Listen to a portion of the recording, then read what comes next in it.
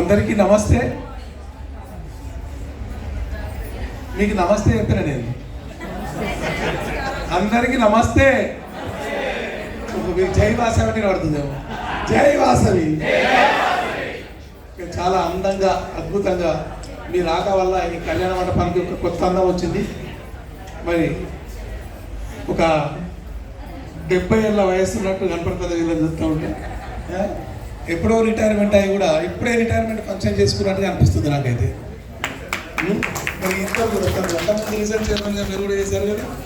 ఇద్దరు కూడా రీజనల్ చైర్మన్గా చేసి మరి కుటుంబాన్ని వాసవి క్లబ్కు మరి సర్వీసెస్ అంకితం ఇవ్వడానికి ఒక భార్య కాకుండా భర్త కాకుండా ఇద్దరు కూడా వాళ్ళు సర్వీస్ ఇవ్వడంలో ముందుండడం చాలా ఆదర్శప్రాయం.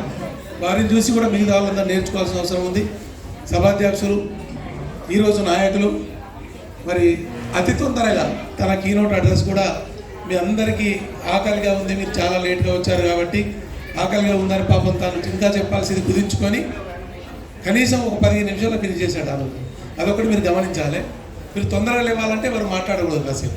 మీరు డైరెక్ట్ చాట్తో పాటు లంచ్కి వెళ్ళిపోవచ్చు. నేను తొందరగా వెళ్ళిపోతాను. నాకు మీ బాధ అర్థమవుతుంది. Okay, thank you. సభానాయకులు, అలాగే నా మిత్రుడు మా ఉపేందర్ గారు, నా కొట్టివాడు రాజేందర్ గారు, మా వంగధర్ రాజేందర్ గారు, వైస్ గవర్నర్ గారు ప్రదీప్, మా తమ్ముడు ఎప్పుడు చూడు మాకు ఎప్పుడు టచ్లో ఉంటాడు. సోదరుడు అతి చక్కగా అంటే ఒక వేదోక్తంగా ఎప్పుడు అంటే గుడి ఎప్పుడైతే గుడిని ఎంట పెట్టుకున్నాడో ఆ రోజు నుంచి పూర్తిగా ఆస్తికుడుగా ఆ దేవుడు ఎప్పుడు కనపడతా ఉంటాడు. చాలా అందరూ నవ్వుతూ నవ్విస్తూ ఉంటాడు. మరి ఈరోజు యాంకరింగ్ కూడా చేసినందుకు చాలా సంతోషం. నా తోటి అబ్జర్వ్గా వచ్చినటువంటి సోదరుడు గుండా గుండా శ్రీనివాస్ గారు. ఆ శ్రీనివాస్ గారు మిగతా అందరు మిత్రులు, రీజన్ చైర్మన్లు, జోన్ చైర్మన్లు, ఇంటర్నేషనల్ ప్రోగ్రామ్ కోఆర్డినేటర్లు, క్యాబినెట్ సెక్రటరీ, వైస్ గవర్నర్లు, క్లబ్ ప్రెసిడెంట్లు, క్లబ్కు అతి ముఖ్యమైనటువంటి వ్యక్తులు క్లబ్ ప్రెసిడెంట్లు, వాళ్ళందరికీ ఒకసారి చెప్పాలి. క్లబ్ ఈరోజు ఇంత చక్కని ప్రోగ్రాం చేసుకుంటున్నాం, ఇంతమంది వచ్చినామంటే కారణం ఎవరు చెప్పండి మీరు? ఎవరు కాదు, ప్రెసిడెంట్లే.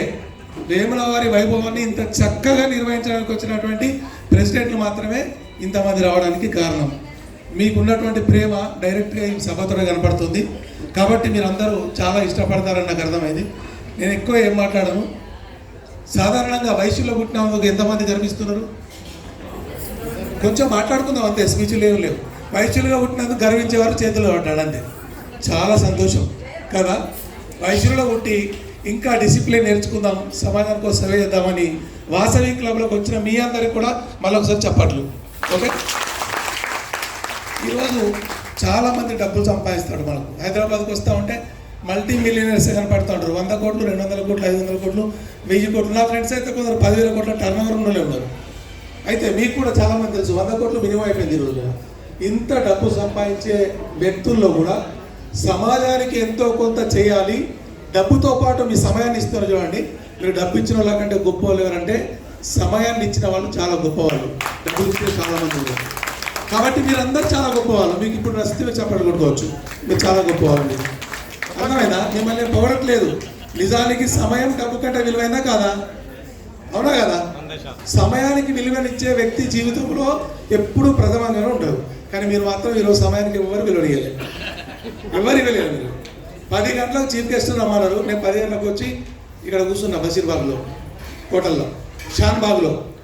10 గంటలకు వచ్చి తమ్ముడు ఫోన్ చేస్తే నేను అక్కడ షామీర్పేటలో అని చెప్పిన, అబద్ధం చెప్పిన, ఇక్కడికి వస్తే బాగుండదని. నేను బ్రేక్ఫాస్ట్ చేసి టీ తాగిన తర్వాత 1 గంటన్నరకు సోదరుడు ఫోన్ చేసాడు. అప్పుడు మాలక్పేట వెళ్ళిపోయాను నేను మా బావగారి దగ్గర. ఎందుకంటే ఏం చేయాలన్నా. అయితే ఇక్కడ ఎందుకు చెప్పాల్సి వచ్చింది సమయం గురించి అంటే 10:30కి వచ్చిన వాళ్ళు ఎంత బాధపడుతున్నారో ఒకసారి చేతులు అవటండి. 10:30కి వచ్చిన వాళ్ళు ఎంత బాధపడినో ఒకసారి మీరు అడగండి. ఇంకా మనం కంగ్రాచులేట్ చెప్పాల్సింది ఇప్పుడు క్లోజింగ్లో వీరి కీనోట్ అడ్రస్ అయిన వచ్చిన తర్వాత వచ్చిన వాళ్ళకి ఒకసారి చప్పట్లు కొట్టండి. ఎందుకంటే వాళ్ళు డెఫినెట్గా ఈ సభ చూడడానికి వచ్చినట్టు అనుకోవాలి. మనం ఇంకో 10 నిమిషాలతో క్లోజ్ అవుతుంది. సమయం గురించి ఎందుకు చెప్తున్నానంటే సమయం విలువ తెలవాలంటే మీరు ఒక రైల్వే స్టేషన్కి వెళ్ళండి. 8 గంటలకు ట్రైన్ అంటే 8 గంటల 1 నిమిషానికి రైలు ఉంటుందా? అప్పుడు నిమిషం విలువ తెలుస్తుంది మీకు. ఒక నెల విలువ అంటే తల్లులకు చాలా తెలుస్తుంది. 9 నెలలు కాకుండా 7 నెలల ఎవరైనా డెలివరీ అయితే ఆ పాప పరిస్థితి ఎట్లుంటుందో చెప్పుకోరు. 7 నెలల పిల్లగాడని చెప్తూ ఉంటారు. అంటే ఎప్పుడు వాళ్ళు శారీరకంగా ఎదగరు. ఆ నెలల విలువ అంటే వాళ్ళ తల్లిని అడిగితే చెప్తుంది ఒక నెలన ఎంత నష్టపోయినట్టు. ఒక క్షణం విలువ తెలవాలంటే నీకు అప్పుడే ఒక తప్పిన యాక్సిడెంట్ సట్మన యాక్సిడెంట్ తప్పితే చూడండి, ఆ క్షణంలో 1000వ వంతు సమయం విలువ తెలవాలంటే యాక్సిడెంట్ తప్పించుకున్న వ్యక్తిని అడుగుండు మీరు. కాసేపు షేక్ అయితే ఉండరు. అంటే సమయానికి అంత విలువ ఉంటుంది. సమయానికి ఆ సమయాన్ని పాటించని వాళ్ళు ఎప్పుడు కూడా జీవితంలో బాగుపడే దాఖలాలు లేవు. మగవాళ్ళు అయితే అసలే బాగుపడదు సమయాన్ని పాటించకపోతే. ఆడవాళ్ళకంటే ఏం కాదు.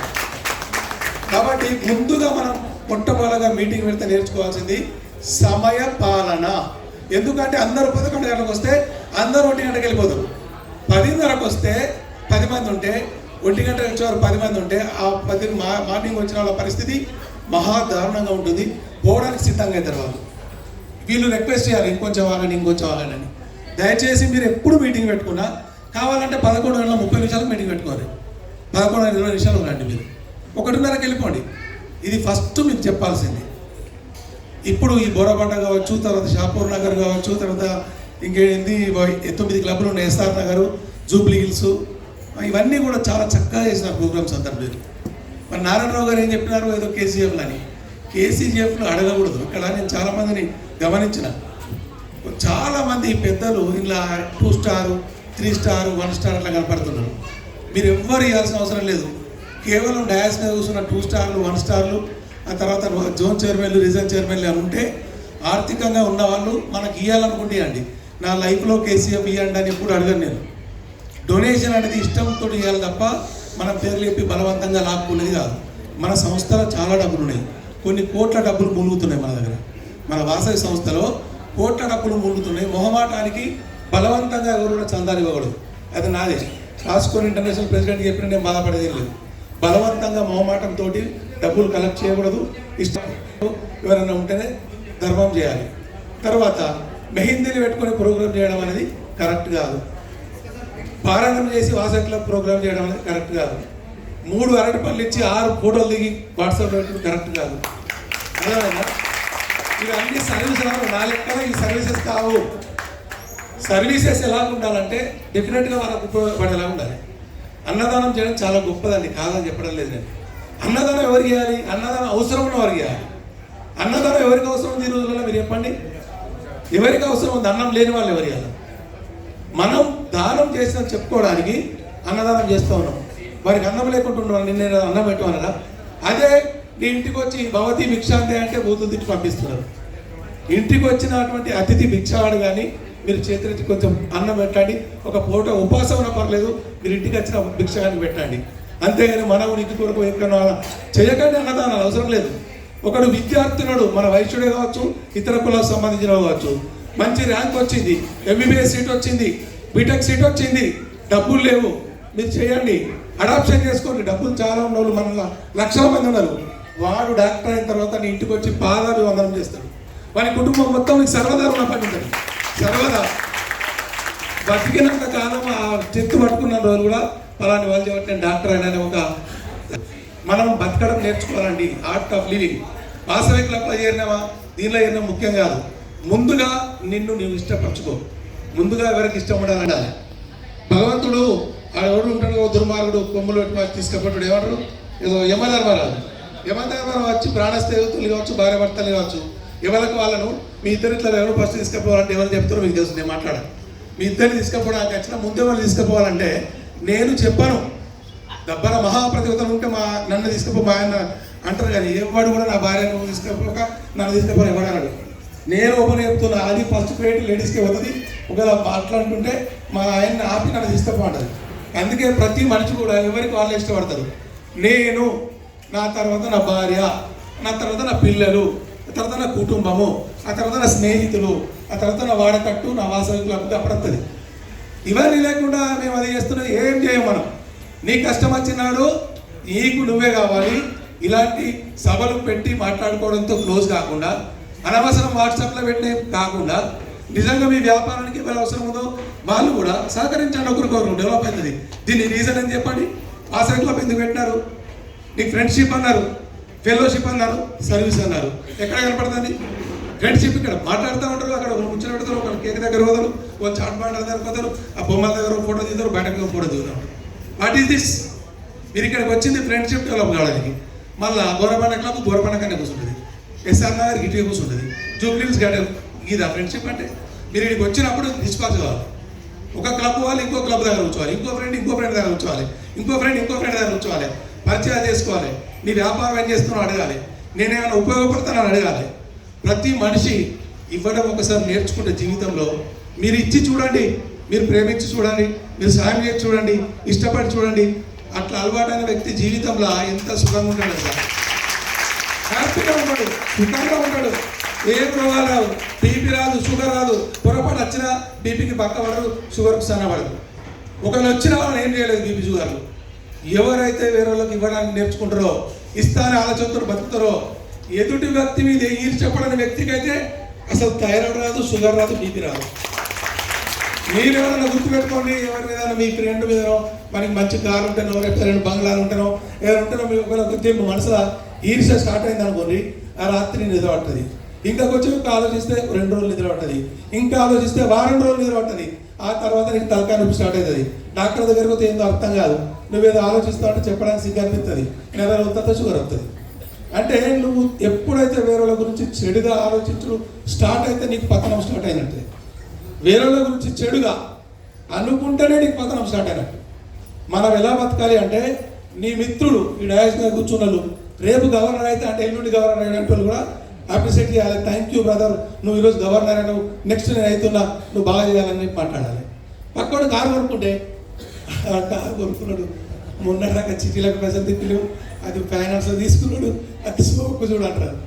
అది ఫైనాన్స్లో కూడా నీకు ఏం పోయింది, నువ్వు ఇస్తున్నావు అని పిలవాలి. మంచి కారు కొనుక్కున్నావు, చాలా బాగుంది, చాలా హ్యాపీగా ఉన్నావు, మీరు మీ కుటుంబానికి బాగుంది కారు, నలుగురు మంచిగా కావచ్చు మీరు అని చెప్పి కంగ్రాట్ చెప్తే ఏమంటాడు మిమ్మల్ని? థ్యాంక్ యూ అంటాడు, థ్యాంక్ యూ అంటాడు, థ్యాంక్ యూ అన్న, వెరీ హ్యాపీ, అసలు నువ్వు ఇట్లా చెప్తావు అనుకోలే అంటాడు. అప్పుడు నీకు కూడా సంతోషం అవుతుంది, నీకు బాధ ఉండదు. ఎదుటి వ్యక్తి గొప్ప పని చేసినప్పుడు అప్రిసియేషన్ చేస్తూ నేర్చుకోండి. అప్రిసియేషన్ చేస్తూ గొప్ప పని చేస్తే అప్పుడు వాళ్ళు ఆనందపడతారు, నువ్వు ఆనందపడతావు. అన్నా అని ఇళ్ళలో పోతారు, పిలుస్తారు. ఇళ్ళలో పోగానే అరే వాస్తుకు తర్వాత గిట్టుంటే బాగుండు అంటాడు. గంగలు కలుపుతుంది ఆ ఇళ్ళలో పోయే విషయం మొత్తం. ఆ పూజ మనసున పట్టది, ఏది మనసు పట్టదు. నేను పిలిచిండు, ఆ వాస్తు చెప్పాలి, పిలిచిండు చెప్పండి మేము. అరే చాలా బాగుంది అన్న, ఇల్లు సూపర్ ఉంది, బాగుంది, మార్బుల్ చాలా బాగుంది, అబ్బాయి ఎక్సలెంట్ ఉంది, ఇక కబోర్డ్ పెట్టేటప్పుడు నన్ను ఇల్లు నేను చెప్తాను చెప్పు.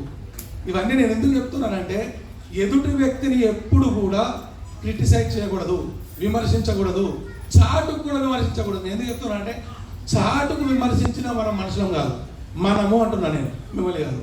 ఏ వ్యక్తి అయితే నలుగురు మిత్రులు కూర్చున్నప్పుడు ఒక మనిషి మాట్లాడతాడు, నలుగురు కూర్చుంటాడు, అప్పటిదాకా చాలా తాగుతాడు, ఎంజాయ్ చేస్తాడు, బిస్కెట్లు తిన్నాడు, ఇట్లా ఉంటాడు. ఆ మనిషి పక్కన వెళ్తాడు, ఏదో మాట్లాడేది పక్కన వెళ్తాయి, హెవీ వేస్ట్ కాదు, ఏదో ఇప్పటిదాకా ఇక్కడ ఉన్నాడని చెప్పి మంచిగా మాట్లాడుతున్నా, ఆడు వేస్ట్ కాడు, ఇంకోసారి నాతో చక్కగా నలుగురు అని చెప్తాడు. ఇక్కడ వాడు వచ్చినాక ఇంకోటి పోతాడు, వాడు కూడా కదా చెప్తాడు, ఈ నలుగురు వేస్ట్ కాలేదు అన్నప్పుడు ఏమైనాడు, నలుగురు వేస్ట్ కాలేదు. నేను ఇవే ఎందుకు చెప్తున్నా అంటే, జీవితంలో జరిగేటి ఇవే. మీరు ఎక్కడైనా ఆలోచించండి. ఈరోజు ఒక మంచి తల్లి ఉందనుకోండి, మంచి కొడుకు, మంచి తల్లి అంటే కొడుకులందరూ మంచిగా చూసుకున్నట్టే, మంచి అత్త అంటే కోడలను చూసుకున్నట్టే, అల్లుని చూసుకున్నట్టే, మంచి నాయన పిల్లలు మంచిగా చూసుకున్నట్టే, మంచి కొడుకు తల్లిదండ్రులు మంచిగా చూసుకున్నట్టే. ఈ కుటుంబ విలువలు ఈరోజు ఎక్కడికి వస్తున్నాయో మీరు ఆలోచించుకోండి. నేను చెప్పడం కాదు, మీరు ఆలోచించుకోండి. నీ యొక్క గ్రాండ్ పేరెంట్స్ని నువ్వు నీ పిల్లల ముందుకు గేలి చేస్తే ఆడు కూడా అదే గేలి చేస్తూ ఉంటాడు. నేను సంస్కారం, నేను 30 సంవత్సరాల స్కూల్ లోపల నేను ప్రతి విద్యార్థికి చెప్పేది ఒకటే, మా పేరెంట్స్, విద్యార్థుల నుంచి పేరెంట్స్ చెప్పేది, మీ కుటుంబంలో మీ పిల్లల్ని మీ గ్రాండ్ పేరెంట్స్కి నమస్కరింపజేయండి, మీ ఇంటికి వచ్చినప్పుడు అతిథులను గౌరవింపజేయండి. అర్థమైందా? మేనత్త వస్తుంది, బిడ్డ బెడ్రూమ్లో కూర్చొని పుస్తకాలు చదువుతుంది, మా బిడ్డకు సెకండ్ సెమ్ ఎగ్జామ్ ఉంది, మేనత్తతో మాట్లాడలేకుండా ఎగ్జామ్ ఉందా, మేనమామతో మాట్లాడలేకుండా ఎగ్జామ్ ఉందా? ఒక 10 నిమిషాలు మాట్లాడితే నీ మెయిన్స్ పోదాయా, నీ ప్రిమినల్స్ పోదాయా, ఎంబీబీఎస్ పోతుందా? కుటుంబం ఎక్కడ దొబ్బుతుందంటే, ఆ తోడబుట్టిన తండ్రికి తోడబుట్టిన చెల్లెత్తది, భార్య ఉంటుంది, వాళ్ళు ఉంటారు. వచ్చినప్పుడు పిల్లలు పిలిచి ముందు కాలు మొక్కించండి. కాలు మొక్కించినప్పుడు వాళ్ళ కుటుంబ విలువలు తెస్తాయి. మా అత్తల్ని ఎలా గౌరవించాలి, నాయనమ్మకి ఎలా గౌరవించాలి, ఇవన్నీ మనకు కుటుంబంలో విలువలు నేర్పాల్సిన అవసరం ఉంది మనకు. అర్థమైందా? ఆ తర్వాత చాలా ఉన్నాయి సార్, ఇవన్నీ చెప్పడానికి నేను లేదు, మీకు ఇవన్నీ తెలుసు, అది గుర్తు చేస్తున్నా అంతే, మీకు తెలుసు గుర్తు చేస్తున్నా, ప్రతిదీ మీకు తెలుసు. కానీ ఒక్కసారి గుర్తు చేయడం వల్ల ఒక 10 మంది మారినా మనం చాలా హ్యాపీగా ఉంటాం. వాసవి క్లబ్లోకి వచ్చినందుకు, ఇలాంటి మీటింగ్ అటెండ్ అయినందుకు కొంత మార్పు లేకపోతే మనకు యూజ్ ఉందని మనం ప్రతి వీడియోలు చూస్తూ ఉంటాం. సుందర చైతన్య చూస్తాం, సాగంటి చూస్తాం, గరికపాటి చూస్తాం, అవన్నీ చూస్తూ ఉంటాం. అవన్నీ తెలిసినప్పుడు అవి పాటించడానికి ప్రాబ్లం ఏంది మనకు? మనం ఒక్కటే, సోదరుడు ఏమన్నాడు, రాజకీయంగా వెనకబడి అన్నాడు. నేను 15 నిమిషాలు కాలేదా? ఆపేమంటారా?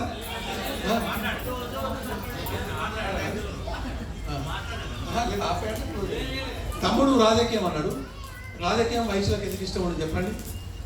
ఆ పని మనం చేయలేము, ఇంటింటికి పోయి దండం పెట్టలేము, ఆ తిట్లు పడలేము, అబద్ధాలు ఆడలేము, గెలిచిన తర్వాత కూడా మనం తిట్లు భరించలేము, మీటింగ్లకు అయిన తర్వాత ఆ బాధలు భరించలేము, ప్రతి ఒక్కరి ఇంటికి పోయి దండం పెట్టలేము. కానీ అది పెట్టే వాళ్ళు కూడా, అది రాజకీయం ఇంట్రెస్ట్ వాళ్ళు ఉన్నారు చూడు, తమ్ముడు అన్నారు చూడు, రాజకీయంలోకి రావాలంటే డైరెక్ట్ రాజకీయంలో రావాల్సిన పని లేదు. ఉదాహరణ తమ్ముడు రాజకీయంలోకి వచ్చిండు, నీ కట్టు బట్ట అన్ని చదువుకొని ఎవరు చెప్పకుండా రోడ్డు మీద కండవ వేసుకోకుండా ప్రతి గల్లీ ఇల్లు తిరిగి మా సినాన్ని గెలిపిరని చెప్పి మీరు తిరుగుతుంది. అది మీరు రాజకీయంలోకి వచ్చినట్టు లెక్క. మీ వయసుకి ఇచ్చే గౌరవం అది. అందరు రాజకీయంలోకి అయితే మన గొడవలు కావా? వస్తాయా కావా గొడవలు? వస్తాయా? ఎవరైతే రాజకీయంలోకి వస్తున్నారో వాళ్ళను కాలు బట్టి లాగపోతే మనం ఫుల్ సపోర్ట్ చేసినట్టు లెక్క. కరెక్ట్, బాగుంది. ఇది మీరు అదే పని చేయండి. మీ వార్డులో, మీ ఎక్కడ మున్సిపాలిటీలో, మీ కార్పొరేటర్ కానీ, మీరు ఎక్కడ కానీ మన వయసును నిలబడ్డప్పుడు తమ్ముడు చెప్పినట్టు రాజకీయంలో డైరెక్ట్ కాకుండా ఇండైరెక్ట్గా నడుము బిగించండి, ఆయన గెలిపియండి. మీకు ఇంటికి పోయే అధికారం ఉంటుంది. డోర్ తీసుకొని లోపల పోయి ఇంట్లో మా మేడం దగ్గర ఇట్లా మాట్లాడదా కూర్చొని తన పెట్టుకొని మీరు మాట్లాడుకునే అవకాశం మీకు ఉంది. కాబట్టి ఎవరు తను కాదు, ఎవరు ఇక్కడ ఇంట్రెస్ట్ ఉన్నా మీరు రాజకీయంలో గెలిపియండి. మీరు అప్పుడు రాజకీయంలోకి వచ్చినట్టే లెక్క. మీరు ఇవి నేను నేర్చుకోవాల్సింది ఏంటంటే, మనం ప్రతి వ్యాపారంలో సపోర్ట్ చేయాలండి. సపోర్ట్ చేసినప్పుడే మనం డెవలప్ అవుతాం. ఎవరో ఇక్కడికి వచ్చినప్పుడు మనం వీరులం శూరులం ఏం లేవు. వీరుడు ఏం చేయలేడు, శూరుడు ఏం చేయలేడు. నీ కష్టం చేసుకుంటే నీకు అడుగులకే వస్తుంది. నువ్వు మంచిగా మాట్లాడితే అందరు నీతో మాట్లాడతారు. నువ్వు కొంచెం ముఖం మార్చుకుంటే అందరిని చూసుకొని ముఖం మార్చుకుంటారు. నీ ఇంటికి మంచిగా వస్తే వాళ్ళ ఇంటికి నువ్వు మంచిగా వస్తే వాళ్ళు నీ ఇంటికి వస్తారు. ఇవాళ రేపు 100 కోట్లు 200 కోట్లు 300 కోట్లు వెనక చెప్పులో పెట్టుకో, దాసుకో. నువ్వు నాకు మంచిగా మాట్లాడితే నీకు మంచిగా మాట్లాడతావు అని చెప్పేటోళ్ళే ఈ రోజుల్లో ఎక్కువ ఉన్నాం. మరి ఇది విషయం ఇంకా చాలా చాలా చాలా ఉన్నాయి కానీ ఇక మాట్లాడను. థ్యాంక్ యూ నన్ను ఇక్కడికి ఇన్వైట్ చేసినందుకు. వాసవి క్లబ్ రీజియన్ 7 జిల్లా 105. ఈ 105 వాళ్ళందరూ నా మిత్రులే. పాస్ట్ గవర్నర్లు అందరూ కూడా నాకు సోదరులే. వాసవి క్లబ్ ఇంటర్నేషనల్లో మేము అందరం కలుస్తూ ఉంటాం. నేను అక్కడ వాళ్ళందరికీ సుపరిచితం. ఇక్కడ మా సోదరుడు అటు మా సోదరుడు మా పిప్పల అశోక్ రాలే, వీరేశం రాలే, మనపల్లి రాలే, ఆ తర్వాత ఇంకో మన చందా శ్రీధర్ రాలే, మా గంపాసింగ్ రాలే. వీళ్ళందరూ కూడా నా మిత్రులే. నేను చూసిన తర్వాత చాలా హ్యాపీగా ఫీల్ అయినా అందరికి వస్తారని. లాస్ట్ వేళ 2 వచ్చారు అనుకోండి. రాజేంద్ర భాయ్ మాత్రం ఫస్ట్ వచ్చింది రీజన్ ఇన్ఛార్జ్ కాబట్టి. మరి నన్ను ఆహ్వానించినందుకు చాలా కృతజ్ఞుని, మీ అభిమానానికి కూడా కృతజ్ఞుని. చాలా హ్యాపీగా ఉంది. మరి ఇక నేను సెలవు తీసుకుంటున్నాను. సెలవు లంచ్ చేయాలి, మీకు కూర్చోండి, స్నానం ఉంటుంది.